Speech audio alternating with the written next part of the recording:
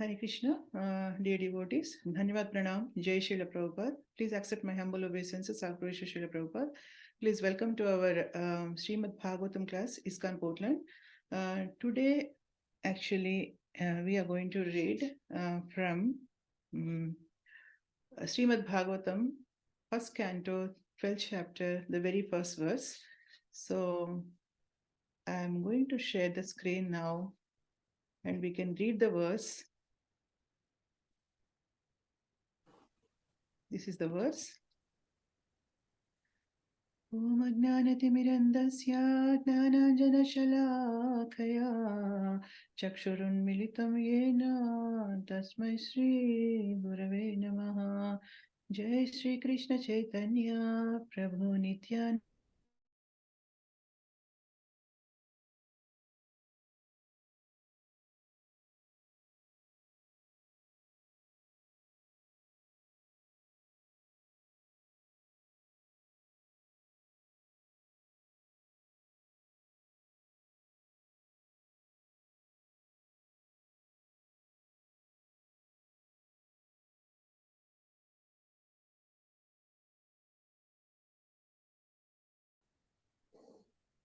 Okay, so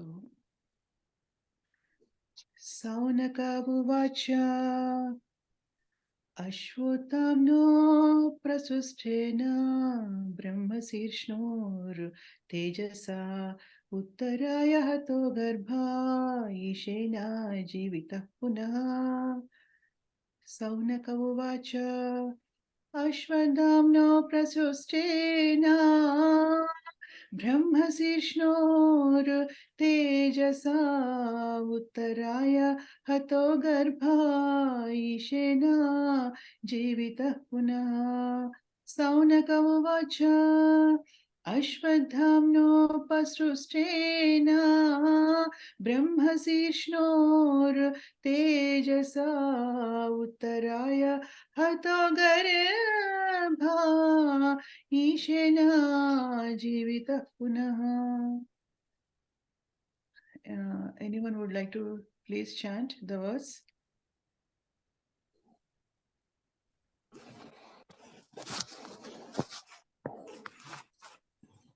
Thank you, Mataji. Can try, Mataji.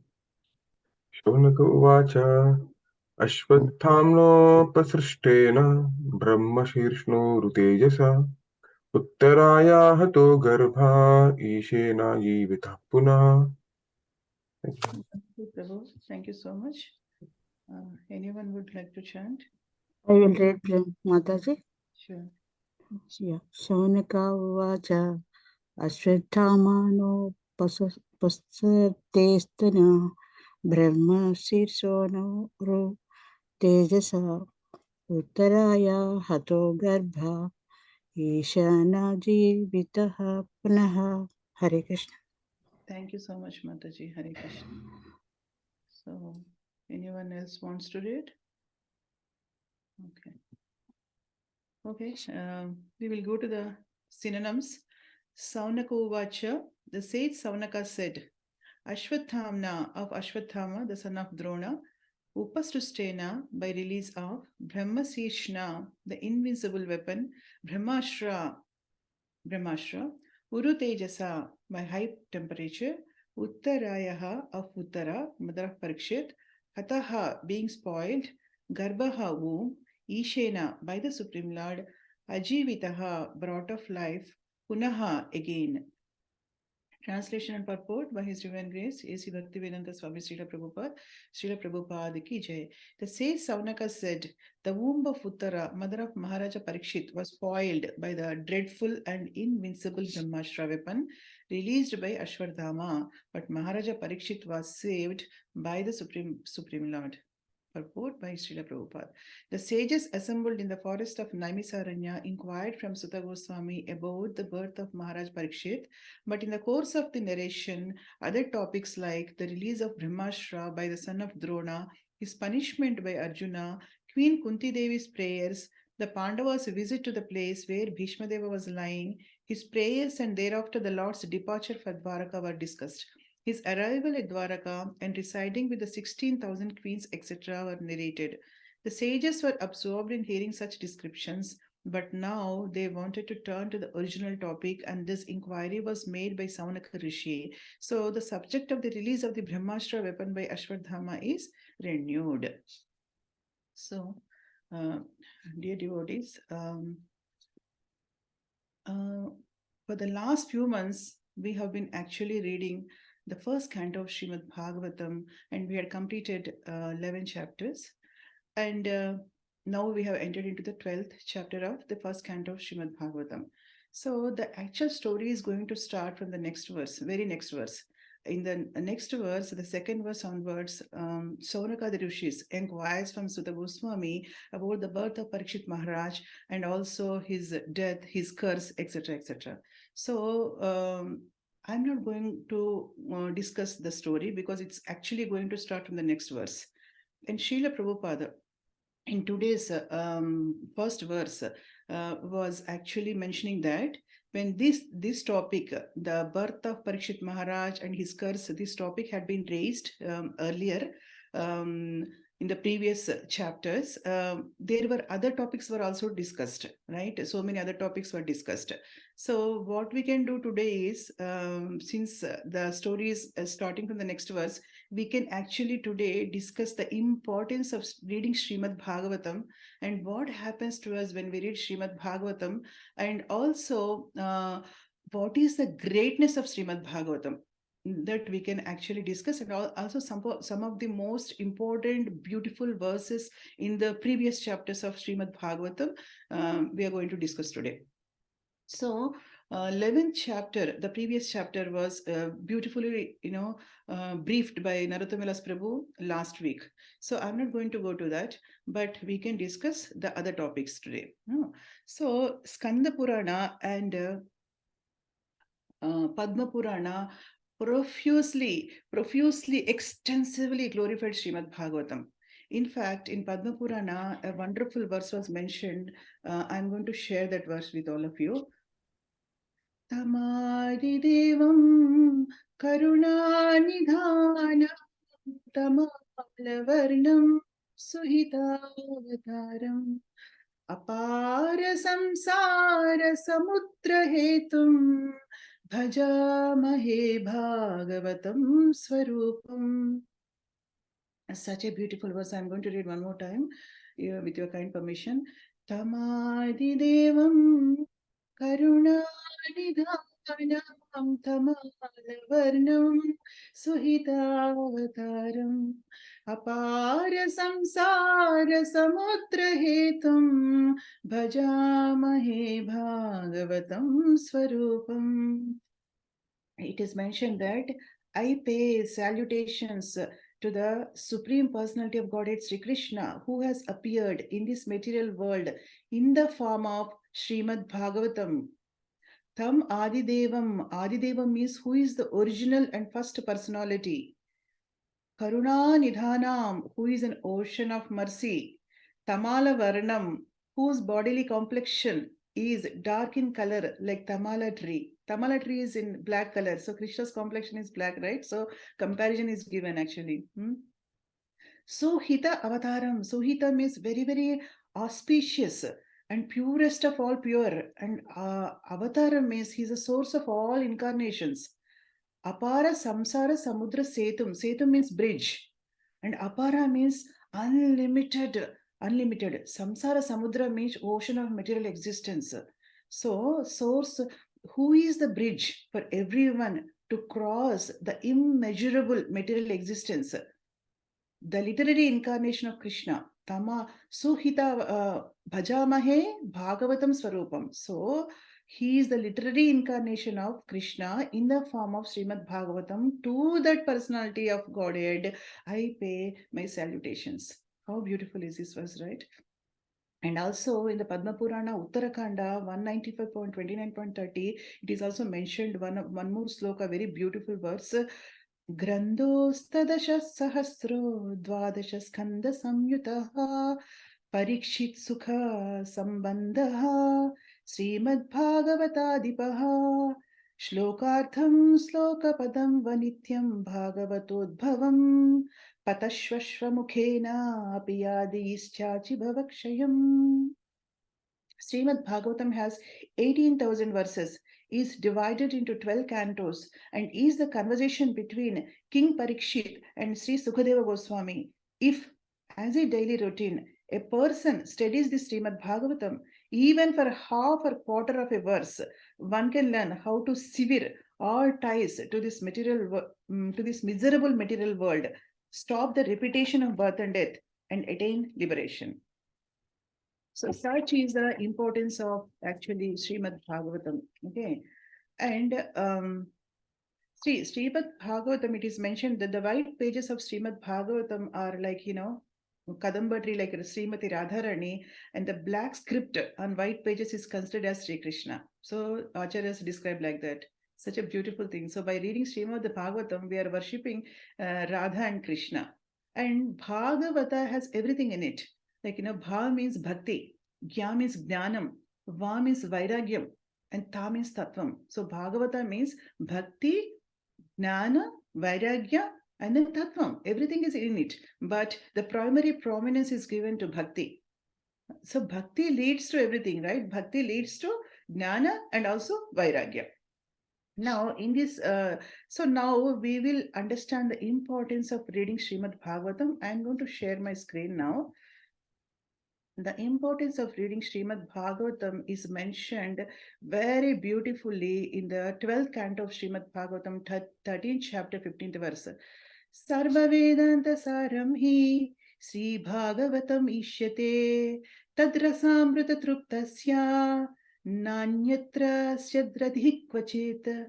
Srimad Bhagavatam is declared to be the essence of all Vedanta philosophy. One who has felt satisfaction from its nectarian mellow will never be attracted to any other literatures. That is the magic of Srimad Bhagavatam.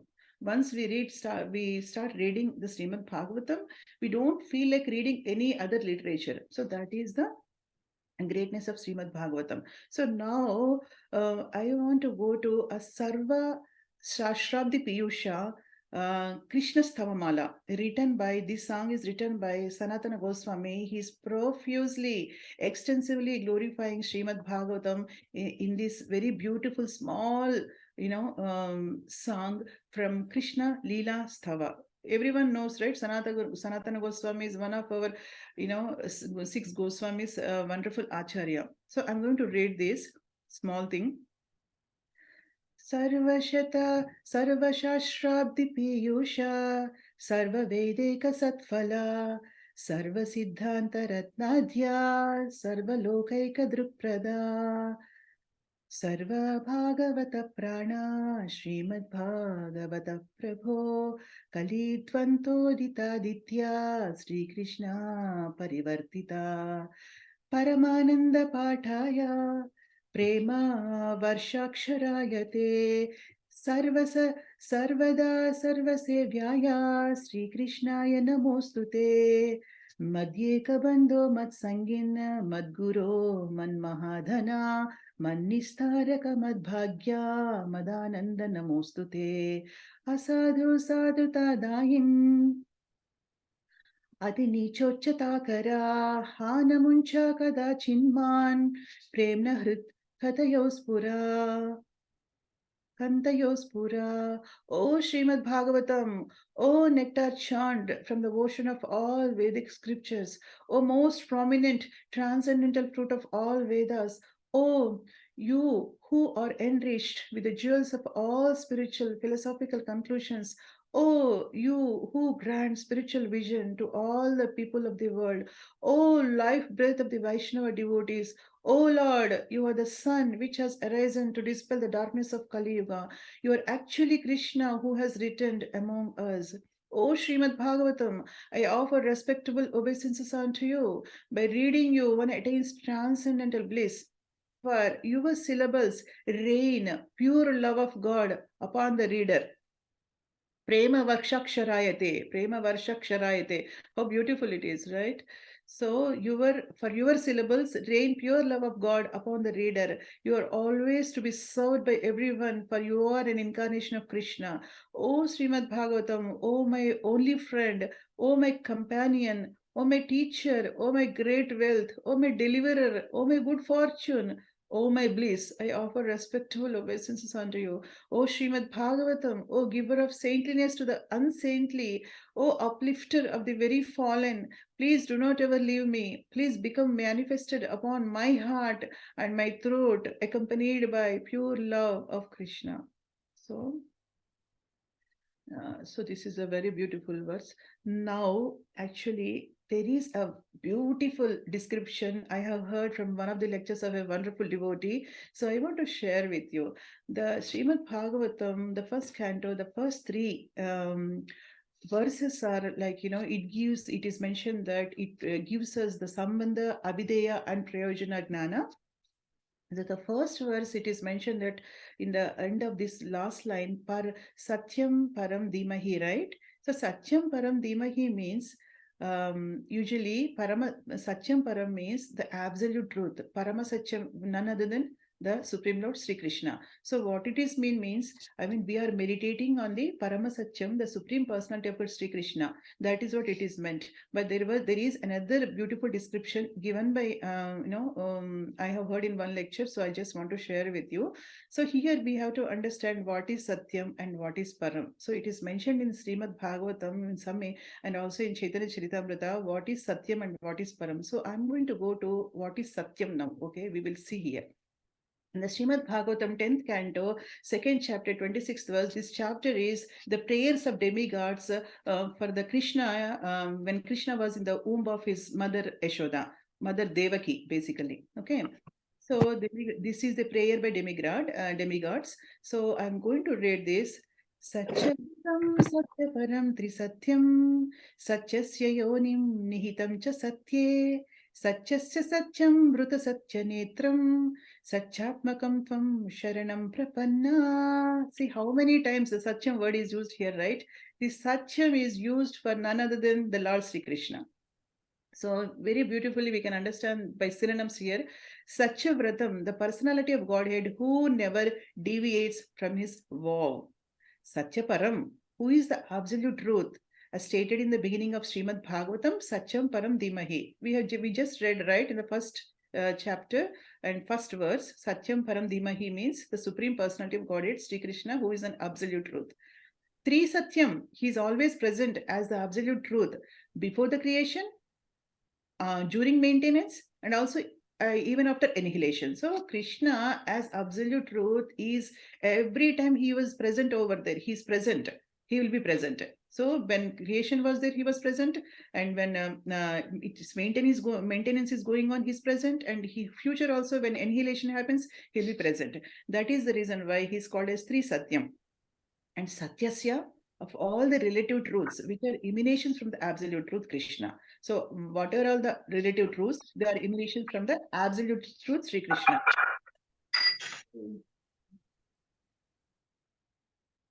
Can you mute? Yeah, thank you so much. So Yonim cause Nihitam entered, Cha and Sthaye in the factors that create this material world, namely the five elements. So he is everywhere. In the material creation. Satya means what it means is the material elements, five elements are there.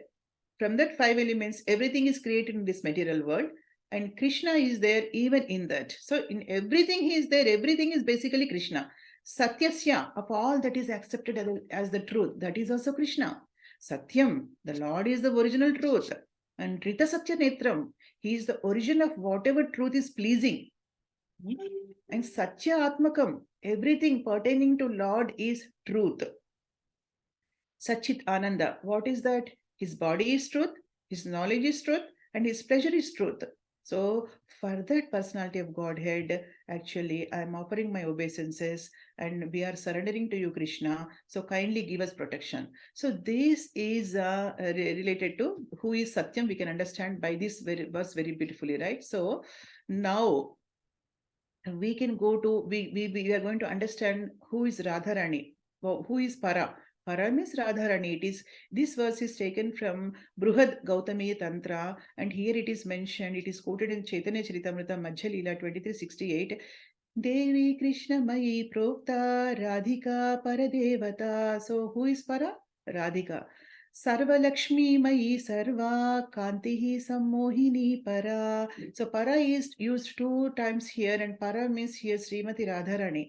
The transcendental goddess Srimati Radharani is the direct counterpart of Lord Sri Krishna. She is the central figure for all the goddesses of fortune. She possesses all attraction to attract the all attractive personality of Godhead. She is the primeval internal potency of the Lord. So by this verse, we can understand this is Srimati Radharani, right? So now when we go to the first verse, sorry, this is the first verse. Okay, yes, here. Now Satyam, we understand Krishna, and Param means Srimati Radharani. So Dhimahi means meditate. So in the Srimad Bhagavatam, in the very first itself, we can understand that we have to meditate on, Satyam Param. That means Radha and Krishna. So when Radha and Krishna interact with each other, what is going to happen? It gives birth to Adirasa, Janma Adi, right? In the first sentence, Janma Adi here. So when they interact, both of them interact with each other. So it gives actually appearance. We can say appearance, or it will be created. What is created? The Adirasa. What is Adirasa? Adirasa means the conjugal love, the love of Rajavasis, the pure love of Godhead is actually born from their interaction. So this beautiful analogy or description I want to share with all of you. And in the second verse, it is very important to read this one. This beautiful Srimad Bhagavatam, compiled by great sage Vyasadeva, is sufficient in itself for God realization. What is the need of any other scripture? As soon as one attentively and submissively hears the message of Bhagavatam, by this culture of knowledge, the Supreme Lord is established within his heart. So it's very important to, that's what we are doing. Actually, every Sunday we are reading each verse of Srimad Bhagavatam and analyzing it and going deep and deeper into it. So this is very important. And also the third very important verse, it is very important, the translation. Oh expert and thoughtful man, Vyasadeva is saying, relish Srimad Bhagavatam, the mature fruit of the desire tree of all Vedic literatures. It emanated from the lips of Sri Sukadeva Goswami. Therefore, this fruit has become even more tasteful, although its nectarian juice was already relishable for all, including liberated souls. Because it came from the lips of Sukadeva Goswami, it's even more tasteful. That's what it is mentioning here. And now, what happens actually when we read Srimad Bhagavatam is mentioned by Parikshit Maharaj in one of the beautiful verses. I'll go with this. Yes. So Parikshit Maharaj in the 10th canto of Srimad Bhagavatam, 7th chapter, 1-2 verses, he himself mentioned about this verse. What happens when we read Srimad Bhagavatam? So, my dear Lord, Sukadeva Goswami, all the various activities exhibited by the incarnations of the Supreme Personality of Godhead are certainly pleasing to the ear and to the mind. Simply by one's hearing of these activities, the dirty things in one's mind immediately vanish. Generally, we are reluctant to hear about the activities of the Lord, but Krishna's childhood activities are so attractive that they are automatically pleasing to the mind and the ear. Thus, one's attachment for hearing about material things, which is the root cause of material existence, vanishes, and one gradually develops devotional service to the Supreme Lord. Attachment for Him and friendship with devotees, who gives us the contribution of Krishna consciousness. If you think it fit, kindly speak about those activities of the Lord. So this is what actually Parikshit Maharaj requesting the Sutta Goswami. And also Sutta Goswami in the very beautifully explains about what happens exactly when we hear Krishna Katha. In the 10th canto of Srimad Bhagavatam 33-36, it is mentioned when the Lord assumes a human-like body to show mercy to his devotees, he engages in such pastimes as will attract those who hear about them. to become dedicated to him. So why Lord appears to give his leelas to us, and by seeing these leelas, we can get attracted to him, or by hearing these leelas, we can get attracted to him. We can get our lives dedicated to him. That is the main intention. Okay. Now, in the first chapter, basically it is mentioned that the first canto, first three chapters are considered as the lotus feet of the Supreme Personality of Godhead. Everyone knows that, right? So, what is happening exactly there? Saunaka the Rishis, so nearly 88,000 Rishis were gathered in the assembly of at the forest of Naimisaranya. So there were Saunaka the Rishis, Rishis who are headed by Saunaka Rishi, and there was a speaker, Sutta Goswami. So they were inquiring, they have put, of course, 6 questions to Sutta Goswami, and Sutta Goswami answers it very nicely. And these questions are scattered in the first 3 chapters of the first canto of Srimad Bhagavatam. And what actually they were doing, they were assembling over there for performing a sacrifice of 1000 years. What kind of sacrifice they are doing? Because the Kali Yuga has already started. It's not a fire sacrifice they were doing there over there. It's not that. It's not that. What kind of sacrifice they were actually doing is mentioned in very beautifully here.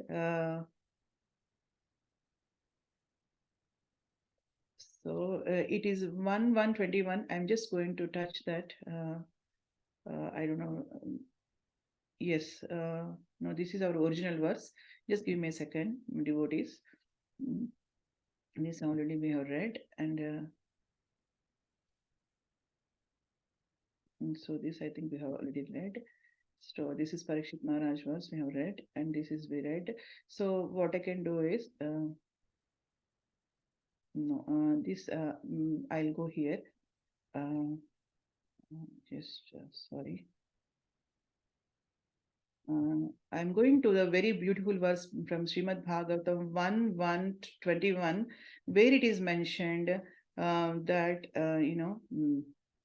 what they were doing, they were there. So here it is mentioned that knowing well that the age of Kali has already begun, we are assembled here in this holy place to hear at great length the transcendental message of Godhead. So what they are doing, actually, they're hearing the message of Krishna, and in this way perform sacrifice. So their sacrifice is not actually the fire sacrifice, but their sacrifice is hearing the Krishna Katha and chanting the holy name of the Lord, which is apt for Kali Yuga. Okay. And now so now we now actually what is happening, there was a discussion between Saunaka the Rishis and Sutta Goswami, right? So when we go to so while we discuss this, we can go to we have to understand actually what is the importance of coming into the association of devotees. So 1 minute. Maybe I'm missing some. No. Just give me a second, devotees. It is mentioned very beautifully that. Okay. I'm missing some verse, but I'm not going to go to that. So after this verse, okay, I'm going to go to that verse. Just give me a second. I want to go to 1:1:55. Okay, so okay, 1:1. This is 1:1 only. Then 1:1:15. I'll go. Advanced devotees. So.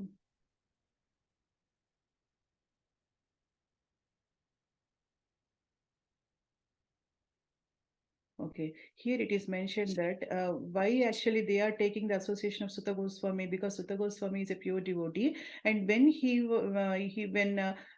Sukadeva Goswami was narrating the Srimad Bhagavatam to Parikshit Maharaj, and then they in that assembly there were so many sages were present, like Narada Muni and Vyasadeva and also Sutta Goswami. So from them, from Sukadeva Goswami directly, Sutta Goswami heard the Srimad Bhagavatam, and he has completely assimilated that in his heart, and now he is actually conveying the same message to Saunaka the Rishis. So it's very important actually to have the association of pure devotees. Why? Because if we drown into the waters of Ganges, our purification takes a prolonged time. But if we take association of pure devotees, it's immediately actually, take away all our sins. So that's what is mentioned here. O Sutta, those great sages who have completely taken shelter of the. This is told by Saunaka the Rishis, because they are actually aspiring for the shelter of Sutta Goswami and making him as their captain to lead the assembly. Because they have an intention to surrender to Sutta Goswami and accept him as a spiritual master, so that they can hear from him Srimad Bhagavatam, right? So that is why they are saying that, oh Sutta, those great sages who have completely taken shelter of the lotus feet of the Lord can at once sanctify those who come in touch with them, whereas the waters of the Ganges can sanctify only after prolonged use. So now in the 21st verse, they made him as a captain and requested him. So here, knowing well that the age of Kali has already begun, we are assembled here in this holy place to hear at great length the transcendental message and perform sacrifice. We have already read this. And now yes, another verse should be there. 121. Okay. Oh, yeah, 22. Now we think that we have met your goodness by the will of providence, just so that we may accept you as a captain of the ship for those who desire to cross the difficult ocean of Kali, which deteriorates all good qualities of a human being. So they have made him as their master. Now, yeah. So now actually the second chapter starts, and what kinds of questions are worth asking is mentioned by Saunaka Rishi. He is completely satisfied with the inquiry of Saunaka the Rishis. So he is saying that, oh sages, I have been justly questioned by you. Your questions are worthy because they relate to Lord Krishna and so are of relevance to the world's welfare. So questions related to Krishna are worthy of us asking. Okay, only questions of this sort are capable of completely satisfying the self. That's what actually Sutta Goswami is saying. And in the same verse he says, so the first question asked by the sages was, what is the ultimate good for the people in general? So what is our duty? See, Krishna left this world, right? He has given Srimad Bhagavatam. And what is our duty? So to perform devotional service. So that is mentioned in the next verse. It's a very, very beautiful verse, very famous verse. Savai pumsam paro dharmo yeto bhaktir adokshaje ahaituki apratihata yayatma suprasidati. The supreme occupation for all humanity is that by which men can attain to loving devotional service unto the transcendental Lord. Such devotional service must be unmotivated and uninterrupted to completely satisfy the self. So, this is what a human being has to do: unmotivated, uninterrupted devotional service to the Supreme Lord. And when we do the service to the Supreme Lord like this, what is going to happen is given a very next verse. This is the essence of all Vedas, also, basically. Vasudeve Bhagavati Bhakti Yoga Prayojitaha Janayati Asu Vairagyam Jnanam Chayadahaitukam. By rendering devotional service to the Supreme Personality of Godhead, Sri Krishna, one immediately acquires causeless knowledge. And knowledge leads to the detachment. Whatever we discussed, Bhagavata, right? Bhakti, Jnanam, Vairagyam, and Tattva. So when we starts Bhakti to the Supreme Lord, then automatically it gives knowledge. By reading Srimad Bhagavatam in the association of devotees and all that, by hearing every day, then we can gain knowledge, the transcendental knowledge, which leads to detachment from this material world. And the next verse, immediate verse, seventh verse, we are done with seventh verse, and the eighth verse is saying that if we do other things, see, now we have discussed what we have to do, right? The devotional service to the Supreme Lord. But if we don't do that, if we do other things, then what is going to happen? The occupational duties a man performs according to his own position are only so much useless labor if they do not provoke attraction for the message of the personality of Godhead. So whatever we do in our lives, if it doesn't give the result, like if it doesn't lead us to the path of devotional service, then it's a waste of time, it's a waste of labor. That is what it is mentioned here. And then we can go to the 13th verse, 13th verse. 13th verse is talking about what is the goal of performing varnashrama dharma. If we simply do the varnashrama dharma, if it is not going to lead us to the bhakti path, then it's a waste even to perform, even to do our varnashrama dharma. So it is mentioned, it is therefore concluded that the highest perfection one can achieve by discharging the duties prescribed for one's own occupation according to caste divisions and orders of life is to please the personality of Godhead. So ultimate goal, our ultimate goal, now we have seen the Satyam verse, right? 10th canto, 2nd chapter verse, right? So everything is Krishna. Then we have to dedicate our lives to Krishna and perform devotional service to Krishna. So everything what we do in our lives is to please Krishna. So I'm telling here means I'm telling myself actually. So everything what we have to do in our lives is just to please, it should be pleasing to Krishna. So now I'm going to the 17th verse, which is again another beautiful verse. Here it is saying, so Sri Krishna, the personality of Godhead, who is the Paramatma in everyone's heart and the benefactor of the truthful devotee, cleanses desire for material enjoyment from the heart of the devotee who has developed the urge to hear his messages. Now we are hearing, right, Krishna's messages we are reading Srimad Bhagavatam now. So it cleanses the desire for material enjoyment, which are in themselves virtuous when properly heard and chanted. Okay, these messages are themselves virtuous when properly heard and chanted. Okay, and by regular attendance in classes of Srimad Bhagavatam and by rendering of service to the pure devotee, all that is troublesome to the heart is almost completely destroyed, and loving service unto the personality of Godhead, who is praised with the transcendental songs, is established as an irrevocable fact. So how many benefits, right, by hearing Srimad Bhagavatam, reading Srimad Bhagavatam, how many benefits we are acquiring, right? So so this is the second chapter, the last verse, 28 and 29, the last verse of this chapter. I'm going to very, very beautiful verse, 28 and 29. Vasudeva paraveda, Vasudeva paramakaha, Vasudeva parayoga, Vasudeva parakriyaha, Vasudeva paramnyanam, Vasudeva param tapaha, Vasudeva parodharma, Vasudeva paragati. In the revealed scriptures, the ultimate object of knowledge is Sri Krishna, the Supreme Personality of Godhead. The purpose of performing sacrifice is to please Him. Yoga is for realizing Him. All fruitive activities are ultimately rewarded by Him only. He is the supreme knowledge, and all severe austerities are performed to know Him.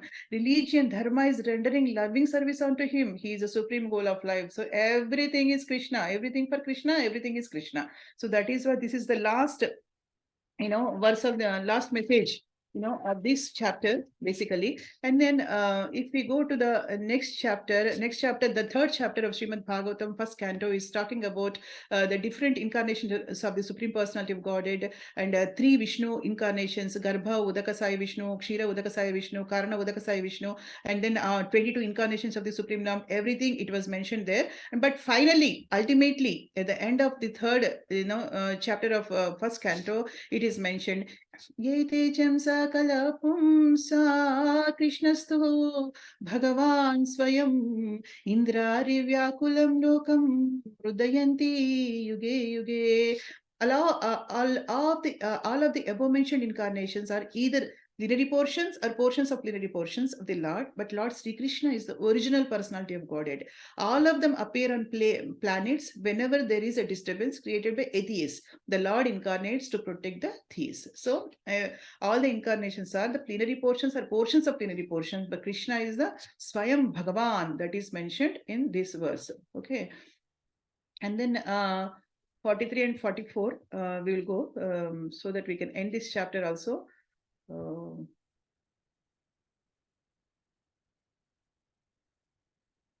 Yes.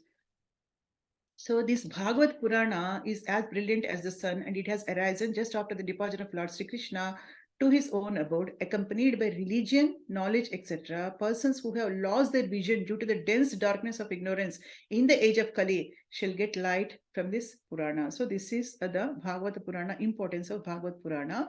And then all and Brahmanas, when Shukadeva Goswami recited, so this is the verse said by Sutta Goswami saying to Savanaka Rishis, when Sukadeva Goswami recited Bhagavatam there in the presence of Emperor Parikshit, I heard him with rapt attention. So when we read Srimad Bhagavatam, we have to hear with rapt attention. And thus, by his mercy, I learned the Bhagavatam from the great and powerful sage, when the great and powerful sage, now I shall try to make you hear the very same thing as I learned it from him, and I have realized it. So he is actually imparting knowledge to Saunakadi Rishis because they have accepted him as their spiritual master. So he is clearly mentioning here that he had heard it with rapt attention from Sukadeva Goswami. Okay. And so with this chapter is going to end. And then what happens is in the next chapter actually talks about Vyasadeva's despondency. Vyasadeva was so much disappointed in his life. Vyasa means actually Vyasyate iti. That means he who divides. So when Lord Brahma actually chanting the 4 Vedas from his 4 mouths simultaneously, not that one Veda at a time. No, it's not like that.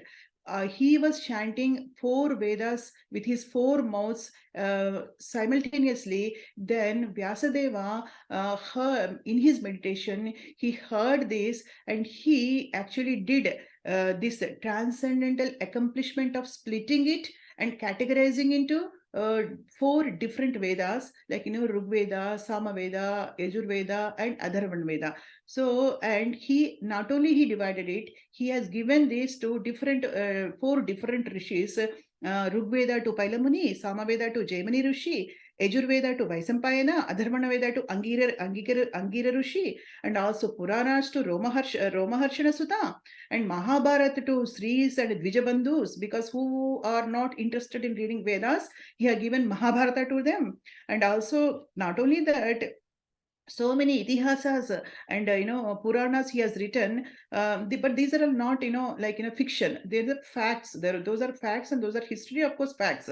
And even after presenting 18 Puranas, 108 Upanishads, 4 Vedas, itihasas, Aranyakas, Samhitas, still his mind was not satisfied. So finally, in the end of 4th chapter, what happens is Narada arrives to his disciple, because he's a Narada's disciple. So Narada came over there to make him happy. So he tells actually that in the 5th canto, he tells that in the 5th canto, there is a conversation between Narada and Vyasadeva, and he tells him that, see, the reason for your disappointment is that you have not narrated the pure bhakti for Krishna. You have not narrated, you have not described about the glories of Sri Krishna. You have not narrated the pastimes of Sri Krishna and the pure bhakti of Vrajavasis, who are none other than the gopis and the Srimati Radharani. So you have not done so. That is the reason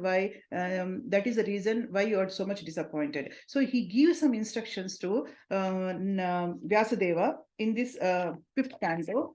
Here he says this is 1.5.11, and that literature, which is full of descriptions of the transcendental glories of the name, fame, forms, pastimes, etc., of the unlimited Supreme Lord, is a different creation, full of transcendental worlds, directed towards bringing about a revolution in the impious lives of this world's misdirected civilization. Such transcendental literatures, he's asking him to write that transcendental literatures which are filled with the name, fame, forms, and pastimes of Sri Krishna. So even though imperfectly composed, are heard, sung, and accepted by purified men who are thoroughly honest. So here I have highlighted this, even though imperfectly composed. what does it exactly mean? So I can explain you actually with the example. So usually when we compose any Sanskrit verses, we need perfection in the grammar, right? So it should be grammatically perfect. But sometimes what happens is when the devotees go beyond that perfection, when they are beyond all these things, rules and regulations, they go into bhava and they compose verses which are not suitable for actually the grammatical rules, but still they are glorified so much. This happened in the Srimad Bhagavatam, 7th canto, 7th chapter, 55th verse. The very pure devotee of the Lord, Prahlad Maharaj, mentioned here, Ekanta Bhaktir Govinde. Ekanta Bhaktir Govinde, right? Actually, grammatically, Srila Vishwanath Chakravarti Thakur is explaining about this very beautifully. So, Ekanta Bhaktir Govinde is grammatically not that right. It should be like Bhaktir Ekanta Govinde. Bhakti Rekha, grammatically, if we see, should be composed as Bhakti Rekanta Govinde. But Srila Vishwanath Chakravarti Thakur is saying that Prahlad Maharaj knows all the rules of grammar. He knows. It's not that he doesn't know the grammar, but still he composed like this. Why? The intention behind that is Bhaktir means here Srimati Radharani, Govinda means Krishna. If it is like, Bhakti Rekanta Govinde, Ekanta comes between Bhaktir and Govinde. That means the space comes between Bhaktir and Govinde, right? So Prahlad Maharaj doesn't want that to happen. That's why he thought that he placed devotional purports higher than the grammatical rules. So he made it Ekanta Bhakti Govinde so that there won't be any space gap between Bhakti Radharani and Sri Krishna. So this is what it is. That is what here it is mentioned. Even though imperfectly composed, they are heard and sung and accepted by purified men. So this is a very wonderful description given by Srila Vishwanath Chakravarti Thakur. So here, when we go to 21st verse, just 2-3 verses, very, very important verse we are going to quote. 21st verse. The 21st verse, he is giving a very good instruction.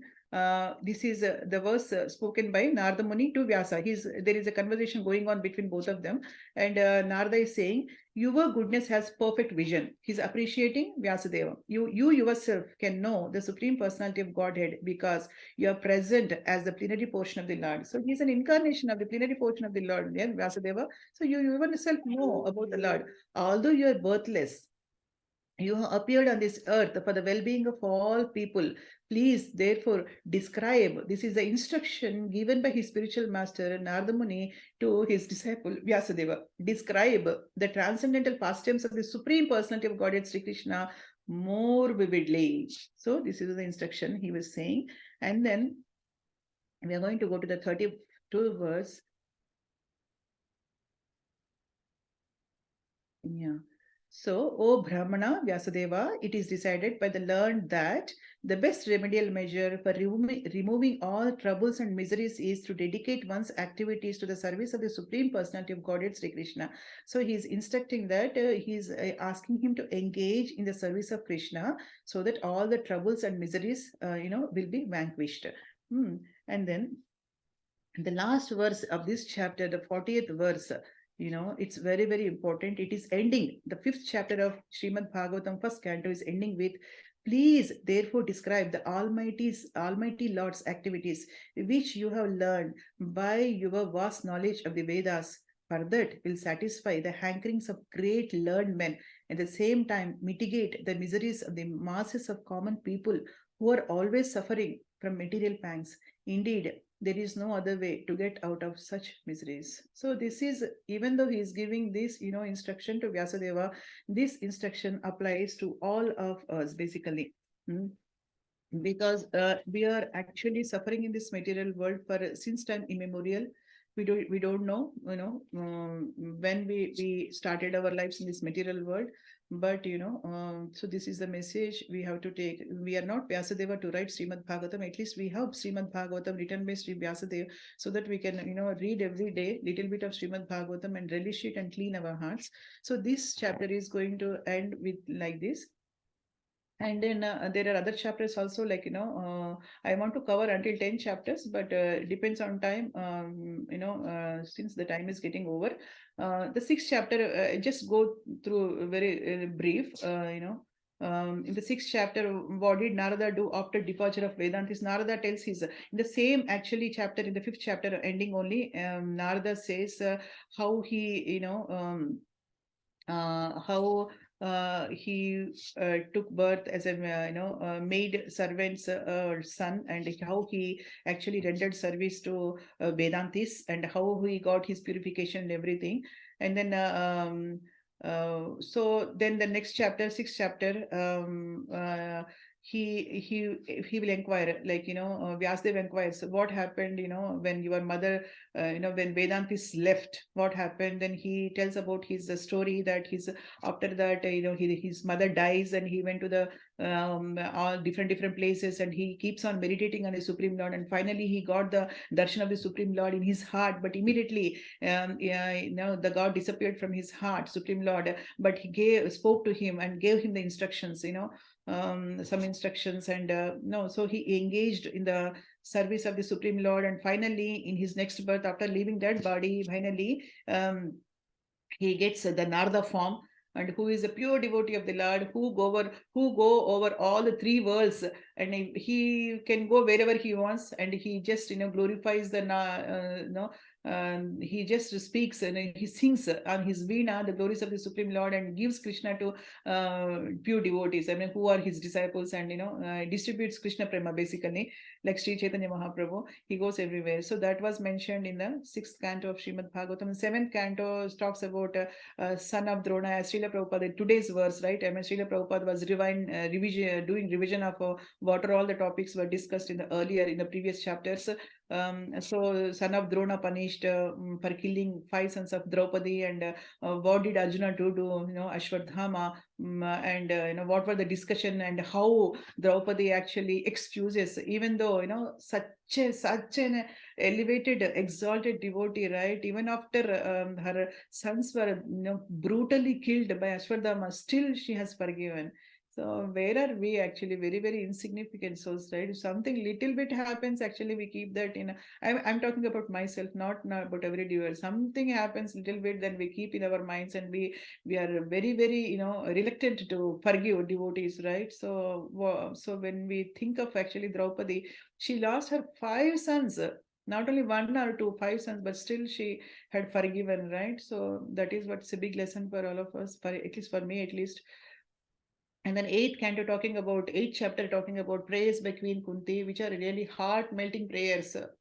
She was inviting all the difficulties into her life, praying to Krishna when Krishna is about to leave to Dwaraka, praying to Krishna, Krishna, please, if you are not there, our lives are going to be wasted. No, that's why whenever we have sufferings, we will meditate on you, and you will come to us. So if we don't have difficulties, means that you are not there in our lives. So please give me difficulties, and so that we can have your presence. That is what these are all actually Kunti Devi, Draupadi, very, very exalted personalities. So there are so many lessons for us to learn from them.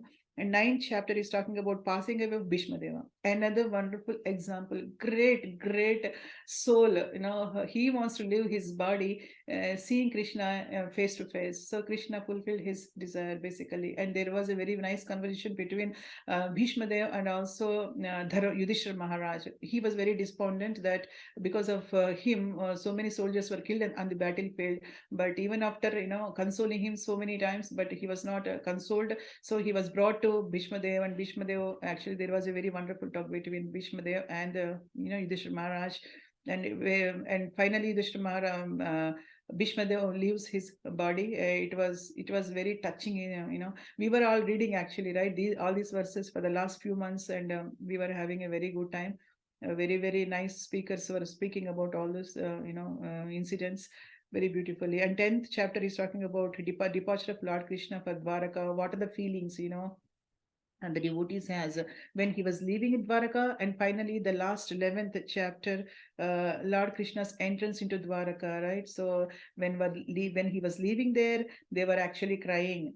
the devotees were crying. When we are entering here in the Dwaraka, all the devotees, what is their happiness? How do they, express their love to Krishna by offering different prayers, different musical instruments, playing different musical instruments. Everyone was present over there, and some devotees giving gifts to Krishna out of love, and Krishna treated each one of them, in the same way, equally. For Krishna, everyone are equal. So by treating him very nicely, so this is all happened until 11th chapter. So since the reason I told you why I have gone through all the chapters and important verses and important incidents what all happened in the previous chapter, because the actual story in the 12th chapter is going to start from the next verse.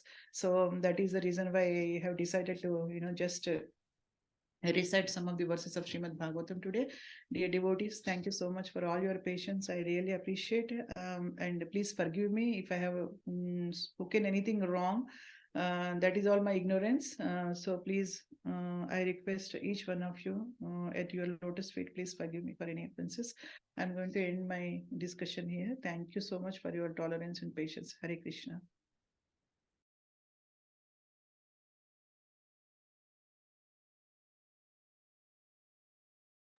Hare Krishna Mataji, nice. Thank you for the nice summarization and explanation of the glories of Bhagavatam, as well as the summarization of the predecessor verses, and just giving us the peek into incredible pastime of Parikshit Maharaj. Narendra Prabhu was saying last time when he gave the lecture, as you recall, how glorious is Parikshit Maharaj, because you cannot speak about his appearance without simultaneously thinking about Krishna as appearance. Very amazing, wonderful personality. Thank you for investing the time and energy to organize your discussion so that it's a summarization of the entire Bhagavatam and the predecessor verses. Thank you for the effort that went into that.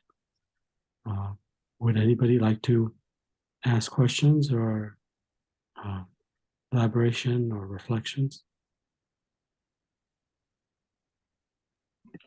Hare Krishna Mataji, Dandavat Pranam. Thank you so much for the amazing, wonderful class, Mataji, as always. You very nicely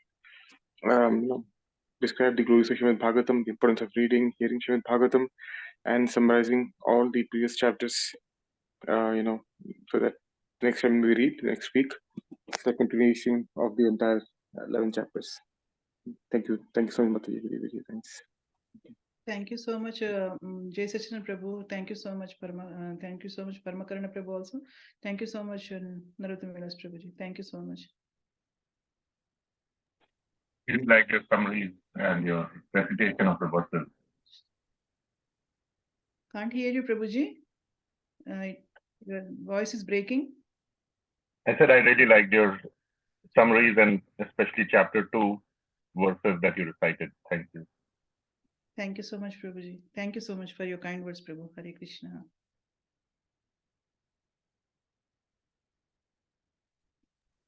Hare Krishna Mataji, your shlokas were really very good. They were very, very melodious, very nicely done. Thank you, Mataji. Very beautiful. Thank you so much, Mataji. Vijay Lakshmi Mataji. Thank you so much. Hare Krishna. Thank you, Mataji. How you describe previous chapters, important chapters. It is very nice and good. Hare Krishna. Thank you again. Thank you so much, Mataji. Hare Krishna. Hare Krishna.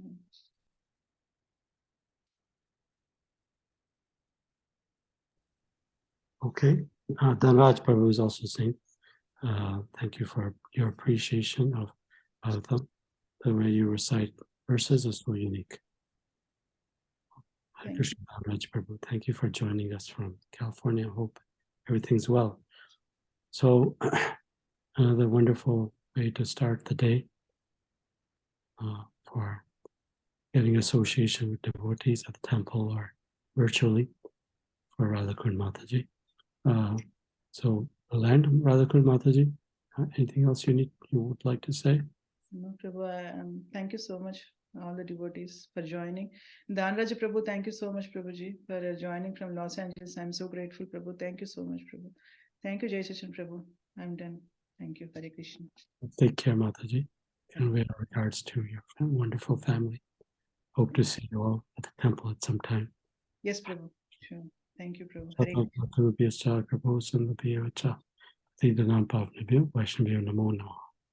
Prabhupada ki jai, Shri Srimad Sachin Dev ki jai.